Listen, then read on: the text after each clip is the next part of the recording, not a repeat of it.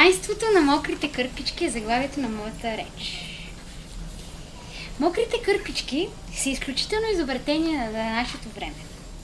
Не само, че помагат за избърсване при изцапване, но приложението им е доста по-мащабно. Едно от предимствата на мокрите кърпички е, че те са компактни и винаги можеш да ги носиш със себе си. Тогава, така, когато случайно се изсапаш в нещо прашно, когато си в ресторант, в парк, където и да било, винаги можеш да ги извадиш и да си избършеш. Друго от предимствата е, че те съдържат в себе си бензилов алкохол, карбонат, натриев хидроксид и други съставки полезни за нашата кожа. Така винаги, когато чувстваме кожата си дехидратирана, можем да си избършим с една мокра кърпичка и да се почувстваме увлажнени и обогатени с иони. Разбира се, понякога тези съставки водят до алергии, със силно обриване, но да не се притеснявате. Това създава само неприятни чувства.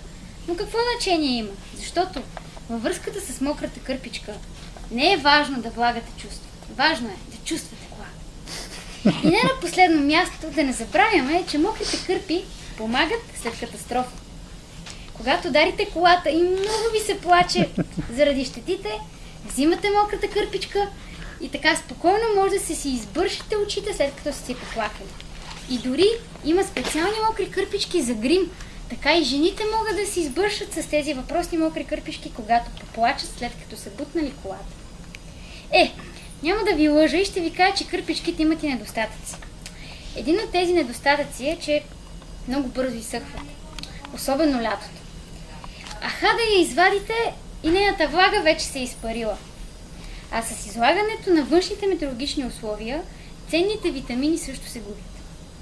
Друг недостатък е бързото им късане. От дълги години учените се опитват да измислят мокра кърпичка, която да не се къса, но все още не могат да създадат материала, който да им бъде устойчив. И не на последно място, разбира се, можем да кажем, че мокрите кърпички развалят връзката между мъжът и жената. Когато жената намери истинската мокра кърпичка, тя вече няма нужда от мъжа. Защото мократа кърпичка го замества напълно.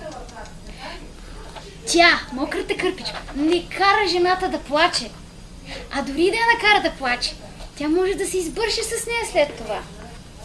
Мократа кърпичка винаги мирише хубаво. И най-вече кара жената да чувства влага.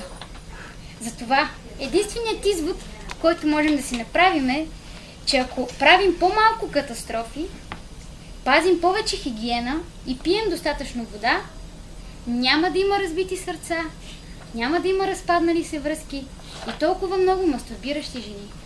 Благодаря.